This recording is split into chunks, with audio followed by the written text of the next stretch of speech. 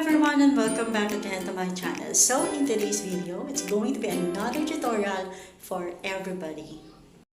Okay, first, ito ang ating homepage and I'm going to log in my account using my Facebook account. Okay, actually any account will do but this time I'm going to use my Facebook account. Actually, yun naman talaga yung ginagamit ko. And this is our homepage ng ating Canva. Ayan. So, eto again yung mga features ng ating Canva. Mayroong mga Facebook post, may mga Instagram post. Ayan. This time, we're going to do a thumbnail using this Canva. Ang dami talaga feature nito ang Canva. So, sa mga upcoming videos natin, I'm going to feature all of this in Canva, no? I-feature natin yung lahat ng features na meron si Canva para mas maigi yung maintindihan, no? Ayan. So, sa baba, scroll lang. Makikita niyo yung mga templates niya, iba-iba. May mga logos, may mga Facebook posts, and so many more to choose from. Okay, going back to the upper part, ayan, meron ditong search section. Pwede nating i-search na lang dito, YouTube thumbnail. Ayan, para mas madali nating makita, no? And then, click OK lang natin yan. So, lalabas ang window ng mga lahat ng template ng YouTube thumbnail. Ayan, syempre, scroll lang, no? Pili ka ng template mo kung anong gusto mo. Mas maganda naka-open itong lahat kasi may mga category to actually, oo. So, for example, we're going to choose isang template dito na nagustuhan natin. So, I'm going to choose this one. And mag-open siya sa next window. Okay? Another tab yun ng window. Okay. Sa left side na to, ito naman yung mga template by category. Okay? Andyan lahat yung mga category like for your food, for your music, for your beauty, and for so many others thing na gusto mong template. What the good thing about it, nung sa lahat na makikita mo, is that meron doon mga designs na pwede mong kunin from that category para lang doon sa content mo. Okay? So, yun ang maganda.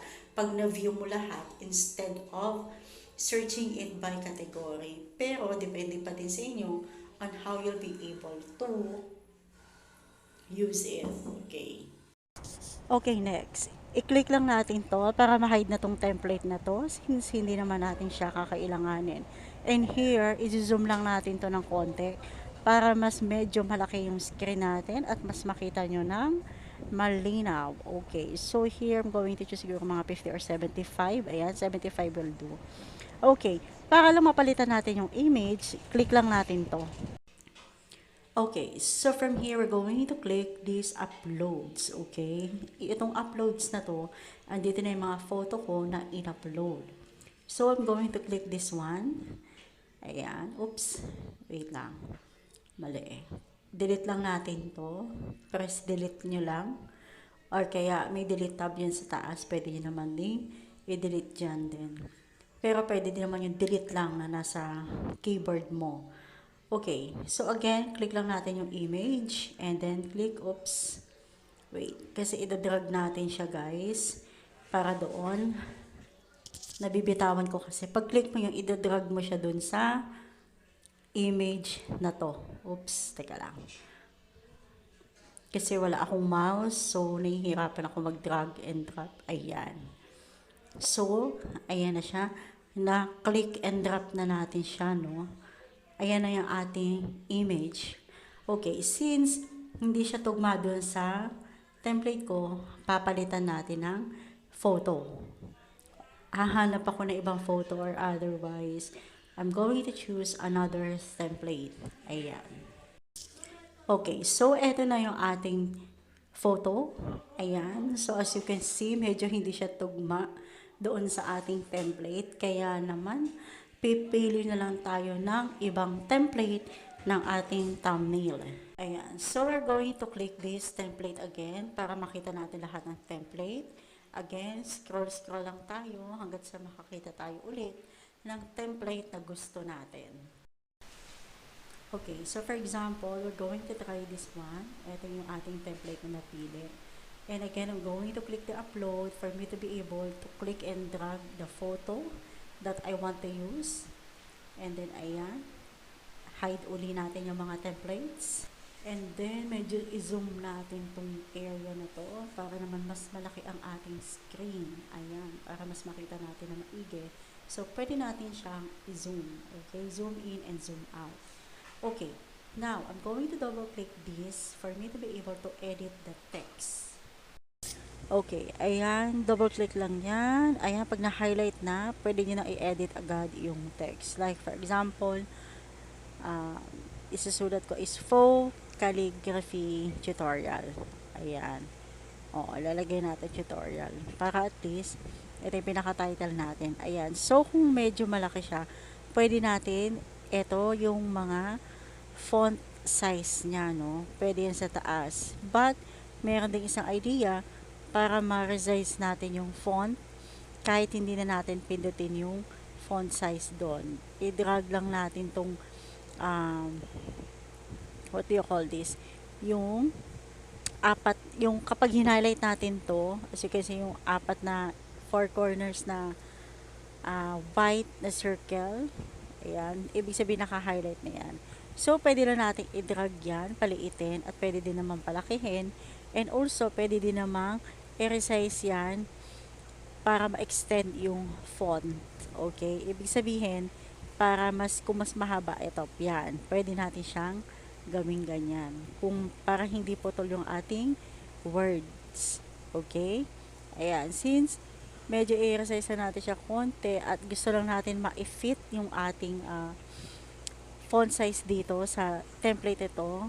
Ayan. So, i-adjust lang natin. So, ganun lang siya, guys. Ganun lang siya kasimple, diba? Napakasimpleng gawin talaga nito at napaka-easing gawin. Yun ang importante dito eh. At least, hindi ka na mahihirapan like sa cellphone or sa ano. Mas maigi talaga sa laptop, no? Although, pwede naman din sa cellphone talaga. Pero mas maigi pa rin talaga advice ko na sa laptop siya gawin. Kasi mas makikita nyo yung view. Oo, yung pinaka full screen, kumbaga, ng template na ginagawa mo. And also here, maglalagay lang tayo ng, lagyan natin step by step. Ayan, oo. Since meron naman na tayong title dito sa gitna, lalagyan na natin dito konti, step by step, faux calligraphy tutorial. Ayan, para at least, diretso lang siya, no. Yung title natin, diretso lang din siya yung pagkakasulat natin from top to the middle and also doon sa upper part, at least connect lang siya sa title mo. Kaya importante, yung title mo din, pag gumawa po kayo na title nyo, dapat naka-specify doon kung ano ba talaga laman ng content nyo. Okay? Ayan. So here, adjust lang natin ng konti yung size na to. Ayan. Pwede talaga natin i-adjust to. Ayan. Pwede natin i-resize yan, no? Depende sa title ng ating descriptions. Kaya minsan, titignan din natin, no? We have to think properly yung title ng ating content at yung pinaka-description niya. Ayan. So, till here, ilalagay ko lang sa taas. Ayan. So, here, we're going to change it to enjoy art. Ayan. Para at least, encouragement lang din sa kanila to enjoy the art. Ayan. So, from there, we're going to click lang din ulit to. Ayan, pag na-highlight na natin siya, tsaka natin siya pwedeng ma-edit yung title. Okay? Highlight lang siya and then type na agad kayo yung pwede nyong ilalagay na text. Like for example here, I'm going to write, i-describe ko naman yung pen, itong pen na to na ginamit para sa faux calligraphy tutorial. Ayan. Kasi since may space naman siya dito sa baba, ilalagay ko na lang din yung description ng pen na gagamitin ko for the tutorial. And then, we're going to adjust the font size. Ayan. Para lang at least mag-fit lang siya into 2 sentence, no? Itong description natin sa baba. Okay. Okay. So, from there, we're almost done with our text and description of our thumbnail. Now, we're going to focus on how to adjust the image. Okay? Ayan. So, from there, double click lang natin yung image na yan at makikita natin na parang naka-highlight siya. So at least from there, pwede natin siyang ma-drag side, right side, left side, bottom at saka yung sa upper part. Pwede natin siyang ma-adjust, pwede din natin siyang ma-zoom para at least makita natin kung mag-fit na siya doon sa saktong picture ng ating thumbnail. Para at least naka-center naman siya, no? Balance, kumbaga, yung picture natin dito sa ating thumbnail. Ayan, medyo tapos na tayo, no? I-double check lang natin, guys, kung properly aligned ba talaga ang ating image for the template. Kasi mas maganda na yung pantay yung ating image, no? Para naman mas malinis tignan yung ating thumbnail. And now here, we're going to download this. Click lang natin yung .jpg. That means JPEG na file. And then okay. Ayan, after natin ma-download yan, wait lang natin in a few minutes. Ayan, so downloading na siya dito sa part na to, sa bandang baba. Ayan, as you can see, downloading na yung photo mo. We just have to wait in a few minutes. Kung okay na siya ma-download, if okay na, pwede po nating i-click yung image na na-download na yan para makita natin ng full yung image na ginawa nating template. Ayan. So, medyo downloading lang siya. Ayan. Ito na siya. Ayan. Ito na po yung ating nagawang thumbnail, no? So, hopefully, magustuhan nyo to, guys. Ayan. So, ito na yung JPEG file na dinownload natin, guys. So, basically, ayan na siya. O, see? O, diba, napakalinis po niyang tignan at napakaganda niyang tignan. And most especially, napakadali niyang gawin. Ayan.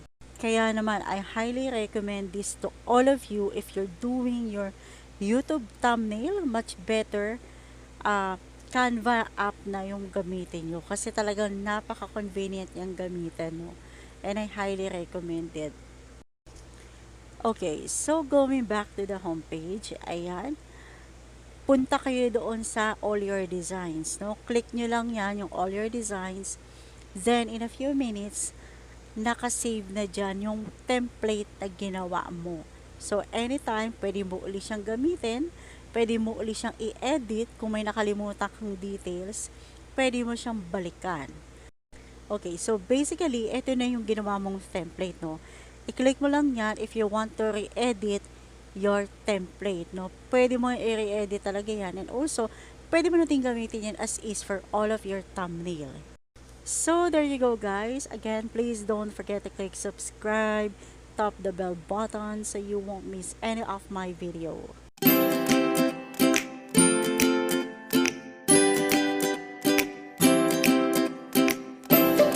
there you go. Thank you for watching. Till here, don't forget to subscribe and also like and share.